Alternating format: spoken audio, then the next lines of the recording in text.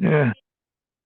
Okay, today's daf Be'ez Hashem is Bava Metzia daf Zion, and we're going to begin from like a little after the halfway mark in daf Bava Mebeis, Amalei Rav Chanina Rabba. Okay, so Okay. we learned before that if you have a suffix bechor, right? A suffix bechor is like this, that you were not sure if you're supposed to give it to the kohen or not. You have a baby bechor that was born, not a human. Let's say a behema, a firstborn behema. And you don't know if you have to give it to the kohen. Um, let's say it's a peter chamor. You know, a peter chamor. A donkey gave birth. You don't know if it's the bechor. So the Torah says you should be paid it redeem it with giving a sheep to the kohen. But if you don't know if it's a bechor or not, if you don't know if it's a bechor, so the Gemara, the din is that you keep it. But Rabba said a chiddush that takvoi kohen, that he said that even if the kohen would grab it and say try to keep it, Metzia oisim yadai, we would extract it, we would keep it. We won't let the kohen keep it. That was Rabba's chiddush. Okay, you got to remember that. Takvoi kohen, Metzia oisim yadav. If the kohen would grab it, it's even though technically we don't know who it belongs to. Maybe it belongs to the Israel. Maybe it belongs to the kohen. So nevertheless, we would pull it back from the kohen and say, no, no, no, no. It's not 100% yours. Amalei Rav Chananya Rabba. Rav Chananya said to Rabba, Tanya the Messiah lach. The brisa seems to align itself with your opinion as takvoi kohen moitzian oisim yadeh. If the kohen would grab it, we wouldn't let him keep it. Why? Because the brisa says like this: hasafeikois. Hasafeikois is, again, you have a chamor that gave birth, and you're not sure if it's the firstborn of this donkey or not. So you separate a sheep and you say, okay, this might be something that I'm supposed to give to the kohen. So you have a suffix if you should give it to kohen, and you can keep it. But the brisa says, nichnosin ladir lihis aser. But you have to put it into your pen, and this suffix. Let's say you have a lot of babies that were born, the baby animals that were born.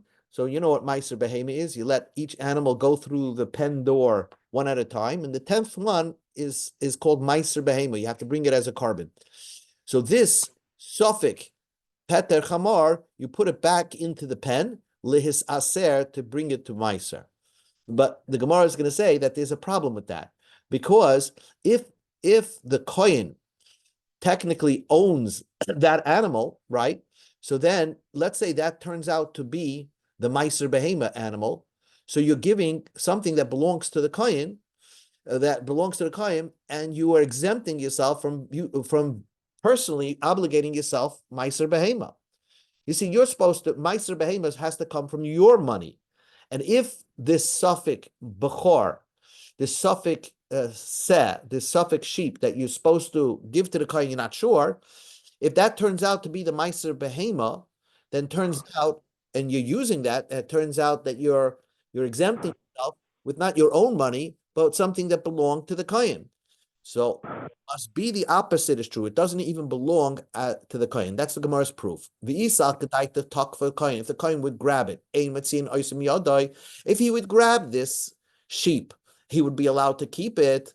So then really, the kohen really owns part of that sheep. Then why could you put it into the regular pen and give off your Meiser Behema with that?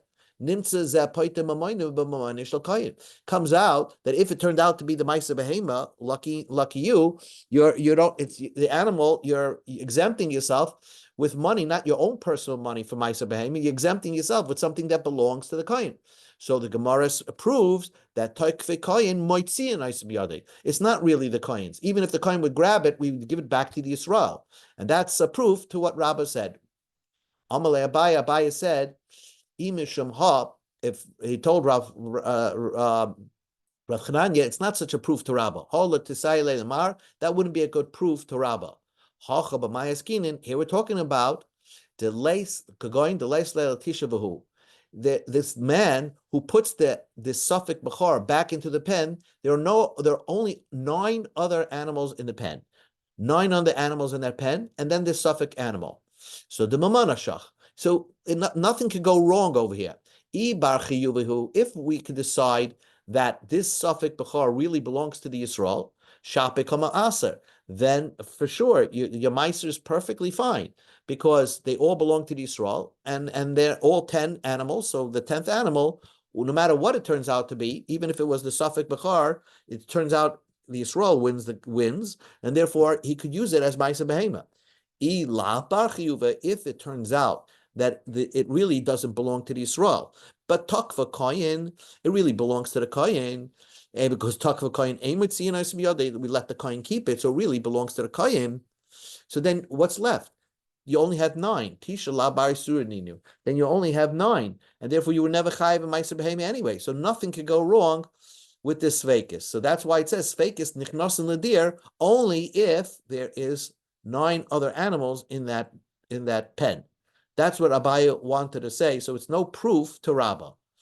Hada Amar Abaya, then Abaya said it is a proof to Rabbah. Lav milsi da amre. Because if the fact is, what Abaya is about to say is, and then we'll finish the sugya of Takva Kaim.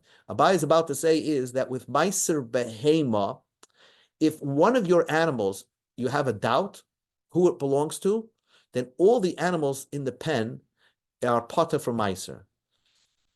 And that's exactly the pasuk. The pasuk says that anything that is coming onto the to Meiser Behema has to be something that is certain that you're obligated to Meiser Behema. And the fact that this Brisa says this animal, this suffix Petach Hamar is certainly chayiv in Meiser, it must mean it never belongs to the Kohen. It only belongs to the Yisrael. Hadar Mabayat Lav Milsihi. What I'm saying is no proof. It is you can't say I'm slugging up the proof to a rabbah. It is a good proof to rabbah. The sleika laba isurihi. Whenever you have a suffix in your meiser behema, you don't have to go strict. Everything is potter for meiser behema. The Tanam we learned in the Mishnah. Kafatz echem min amnuyin l'soichen. Let's say you're counting the meiser behema 1, 2, 3, 4, and let's say before you got to number 10, the fourth one jumped back into the pen. So now all the animals in the pen could be something that was already counted. So kulam patura, and everything is potter. The ones that were counted already, because they could have been potentially part of a group that could have had Ma'aser Behema taken off from them, so they're definitely potter. Even in the ones in the pen are all potter, because the Torah says only when everything is in the pen is for sure yours and is chayiv and Ma'aser Behema, then you can start the process of selecting your Ma'aser Behema. But if there's one animal in that pen that you're not sure if it's yours or not, everything is potter. And since this was already counted and it jumped back into the pen, once something is counted, it cannot be made into Ma'aser Behema. It already passed the test. So now that it jumped back into the pen, lucky you. Now nothing in that pen is chayiv and Ma'aser. The Gemara says, and how do you know? If you're going to have a kavimina, that when there's a doubt, you could still do meiser. Give meiser on all the animals that are in the pen when the one animal that you counted already jumped back in. If it turns out that when the meiser behema goes through and none of the one that jumped back is part of any group, then you did good ma'isa. Even if it turns out that it wasn't, that once something passes the door of the pen, it becomes potter from all ma'aser behema, even though it turns out you did not give ma'aser behema because the 10th one was that animal that jumped back in. But as long as it could have been potentially, you could have given off another animal, so that already potters everything, exempts everything that passed through the pen door. So why don't we say give meiser anyway? Why do we say kulim petorin? You don't have to do anything. You should give meiser behema, and even if you get it wrong, you're still going to get it right. Ella zayin amabalif elamai islachol meima asir revadu amarachmon of loyasir suffik, that the only time you chayiv a meiser behema is only if everything in that pen could be a meiser behema animal, and not if one of them is a suffix, one of them is not a ma'aser behema, and you don't know which animal it is that's going to be the 10th one.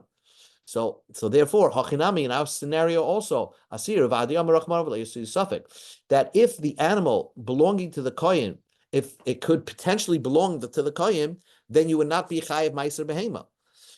But the fact is that the Brisa says, put it back, put the suffix bachar into the pen. So it must be the Brisa holds that takfa kohen might see an oisem miyadai.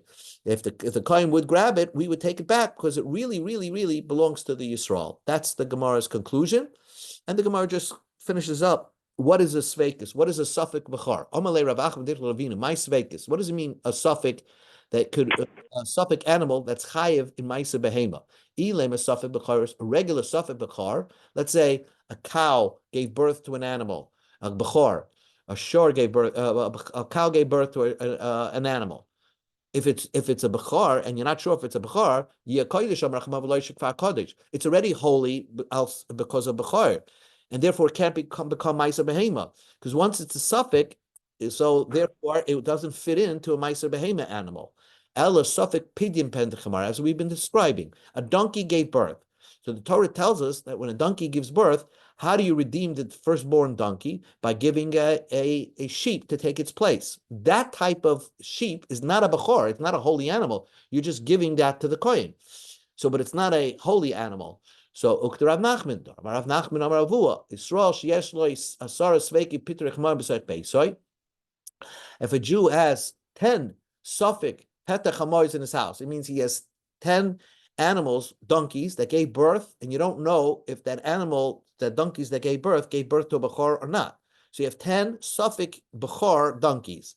Mafresh alain say asar, saying you separate 10 sheep, umasrin v'hein shaloi, and you give meiser, and you can keep them, So they're really chayiv and meiser behema.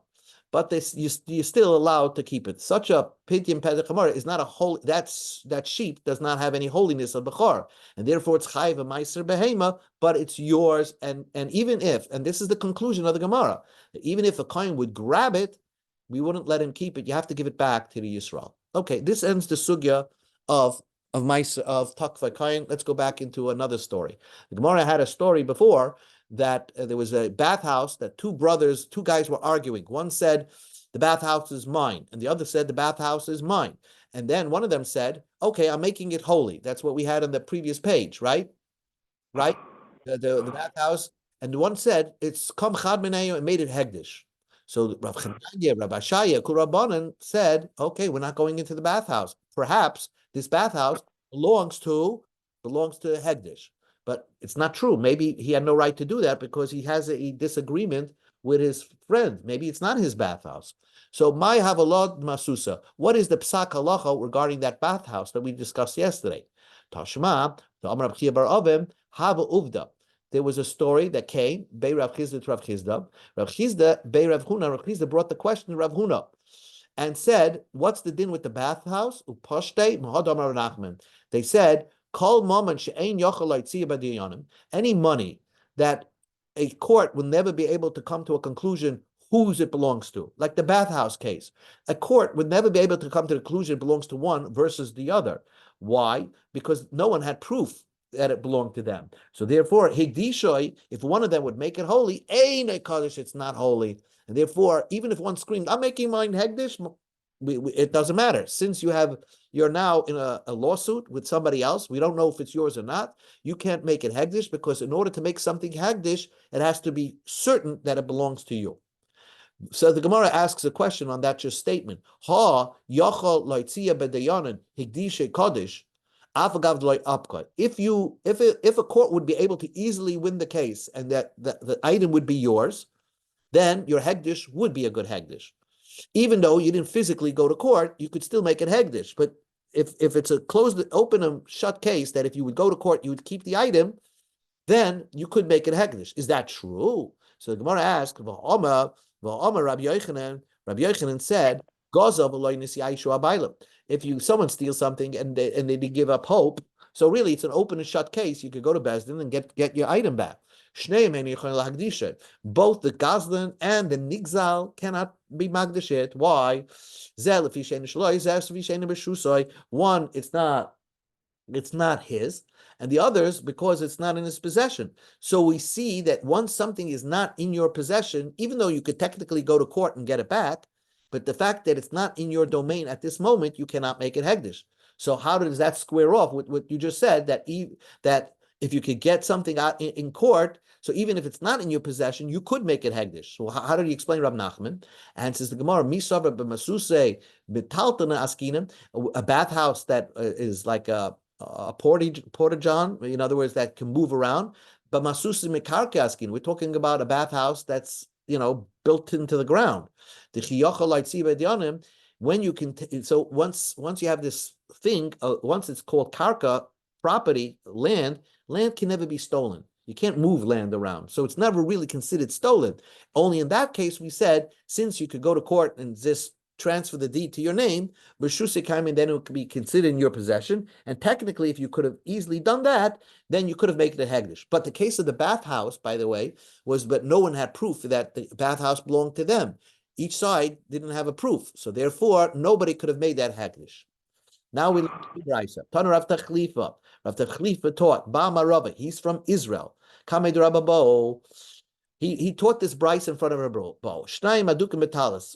Two people are holding on to a talis. Again, Zeh noitel ad mokum shiad megas, v'zeh noitel ad mokum shiad megas, v'ashar cholkem mishava. Each one technically can keep up until the point where he's holding on to.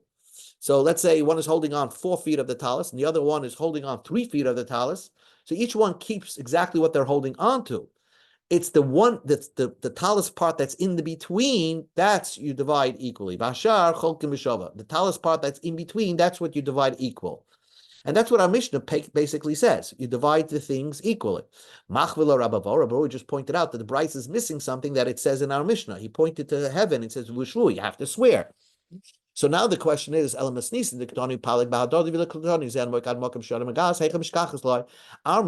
seems to say you split the whole talis in half. How could that be possible? I mean, what's our Mishnah talking about? That you're splitting the whole talis. Our Papa said that Mishnah is talking about nobody's holding on to the talis any feet. They're just holding on to the tassels of the talis. So therefore, you split the whole talis in half. That's our Mishnah. Amar Machsharshi said, Shmamina, we can learn from this brisa that once you're holding on to something, it's yours. You keep it. You don't even have to, you don't have to swear about it. It's yours. Hi Sedura, if you're holding on to a sudar, a handkerchief, let's say when you're making a kinyan, right? So if you want to buy something, you don't have the money to pay for it yet, but you want the sale to go through. So what you would do is give a handkerchief to the person, to the seller, and then once he holds on to your handkerchief, he is makna to you. He's basically in his mind selling the item that you want to buy. And now you owe him the money, of course. Now, even the toughest by shalosh ashas, as soon as he holds on to the handkerchief 3 by 3, it's as if you gave it to your friend. Even though the kaina, the purchaser, is also holding on to the handkerchief. But if the makna, the seller, grabs onto the handkerchief, it's as if you gave him something. The command, the pasuk dummy, the kani. It's as if you gave. He gave you over the money, as if you gave over the money. The kani, and you acquire the item that he is selling. So we see that giving something doesn't mean you have to give the whole item. Even if you give part of the item, that's called giving something to somebody. So the Gemara is going to ask a question: what about get? How come by get, even though the Torah says you give your wife a get, if you're still holding on to it, that's not called giving? Why is that different to what Rav Chizda said? Rav Chizda said, Rav Chizda, get biyada. A man has a get and gave it into her hand. So, but he has it like a yo-yo, but it's like a rope in the man's hand, and he can pull it a little bit. If he could pull it and bring it back to him, so then it's not a good get. Bimlav, but if it can't, let's say the string will sever if he would pull it. Megreshus is megreshus. Why? The fact she's holding on to the get should be enough to be considered as if you gave her a get. And says the Gemara, by get is a little bit different. Not only do you have to give a get to the wife, but in order to make a get, it has to be totally cut off. Nothing can be connected to the man. So Hasam krisis be'in of a. So therefore, there's no complete cutoff between man and wife. That's why it's not a good get. Hacha, by a case of kinyan sudar, nesinabin, all you have to do is give somebody to something. Va'ikin, you gave him. He's holding on to your handkerchief partly, even though you're holding on to the other half, but he's holding on to it. So that's as if you gave him something. Amar Rava said, Im hoise talis muzu haves, if you have a gold talis, our Mishnah, if two people are holding on to a talis arguing, and it's a gold talis, and there's a gold, let's say, a Torah in there. How can you divide it? So the Gemara says, of course you divide it. Two people are holding on to it. You don't know who it belongs to. You divide it up. Like that the gold part is right smack in the center. So the Gemara says, of course you divide it. Honami pshita, that's also simple. You don't have to tell me. Mishnah says, two people holding on to a talis, nobody knows who it belongs to. We do a salmonic thing and we split it. So what's Rava's novelty? Like tzricha, here's a big novelty. When two people are holding on to the talis, if the gold part of the talis is closer to one side, so maybe that guy gets to keep the gold part because the gold is nearer to him. But the answer is that's only if you cut it down the middle towards the width. But if you cut it in the length, perhaps then everybody gets a part of the gold. So that's the answer. You do cut it in the length. You don't give the gold to one side. Like tzricha the mekar legabe echad, the gold is closer to one. Mal the same I would have thought the amalei ploy kachi, the guy who the gold is nearer to him will say, I want to divide it in the width. Kamash b'lo. We can tell him, my chazut the plak tachi, why do you divide it in your way? Ploy kachi, divide the talis this way, and where we both can share the gold. So therefore, he's correct. Tanu Rabbana, the rabbis taught, Shnayim adukim shtar. Two people are holding on to a star. Okay, you have a loiva and a malva. Let's say it says the malva lent the loiva $10,000. Okay, and they found that both holding on to the star. Malva, the malva says, Shali, it's my star. The nafal mimen, it fell from me, and I found it. The loiva, the borrower says, Shalachahi, yes, it's yours. I borrowed this money. Uprativ, and I paid you back, and therefore, don't keep it. I don't want to give it back to the malva. I paid you for this. Rebbe says you ratify the star to see if it's a valid star, and you give it to the malva. Divrei Rebbe. Rav Shimon Gamliel says, Yachleiku, you divide it. Let the loiva only pay half the loan. If it fell right by the judge, the judge should never give it back. He could keep it. So the Brisa is the explanation, and this is we're going to explain the Brisa. Amamar Yiskayim Hashtar b'Chaysev. If they both found if Loiva and the Malva both found the star, then basically Rebbe said give it back to the Malva if it's a valid star. Frag the Gemara v'Govele Malva Kule, then the Malva can recollect everything.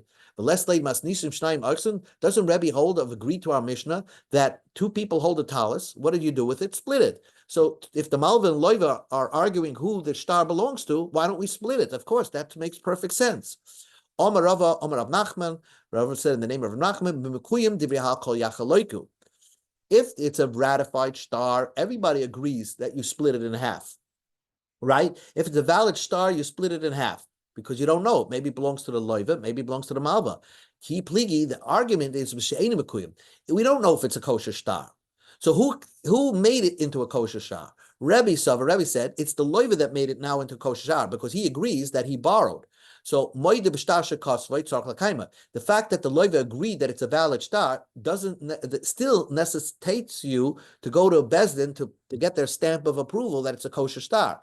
And therefore, it's never really kosher yet until it gets the real hechsher from bezdin. So if bezdin will mekayim it, polig, then you split it in half. If bezdin can't validate the star, they're not putting their seal that it's a kosher star, but the loiva is saying it is kosher, loy polik. You don't divide it and let you don't give it to the malva. My tama chas b'almahu. It's just a piece of junk. Man komash v'lei lahai star. What made it a valid star? Loiva. It was the loiva. But so if you're believing to loiva to make it a valid star, hakama de priya. He's the one that said it's a paid up star. So that's what Rebbe says. And if you can't, then you throw the star in the garbage. Shimon Gamliel Sava, you always split it because Sava Moide B'Shtar Shekosva Ein Sarach HaKayim. Once the loiva said it's a valid star, it's a kosher star. So once it's a kosher star, you don't have to bring it to Bezin to have it stamped, a stamp of approval. It's a kosher star anyway. Even if you don't have the stamp of Bezdin on it, the ratification of Bezdin from it, Yachloiku, it's a valid star, and you would split it. In other words, the loiva pays half the loan, and that's it. If the dayan found it, he shouldn't give it up to anybody. Till now, we're talking about the loiv and the malva found it. But if the judge found it, he should keep it because he doesn't know who to give it to, Loiva or the Malva. So the Gemara we go to Amar Beis, Maishnor Liyad Dayan. Who cares if it was just the judge that found it? Maybe even if somebody else would find it, he should never return it to Loiva or the Malva because you don't know. Maybe it's a paid up star, maybe it's not a paid up star. Wait till Eliyahu tells us what to do. Omar Rava Hachikama. That's exactly what the Brisa means. If someone finds a star right near the judge, that means why should a person find it? What's the difference if a star is next to a judge? The kasab behenpek, because you see that it's a valid star. It just fell on the floor, and you don't know it's the loivas or the malva. Lo yitzil eilamas. You should never give it back because even though it's a valid star, could be it's a paid up star. So don't give it back to the malva and don't give it back to the loiva. You wait to Eliyahu Hanavi. If it wasn't the ratified star, certainly don't give it back because maybe a loan never happened. They actually wrote up a star to make a borrowing and they never followed through.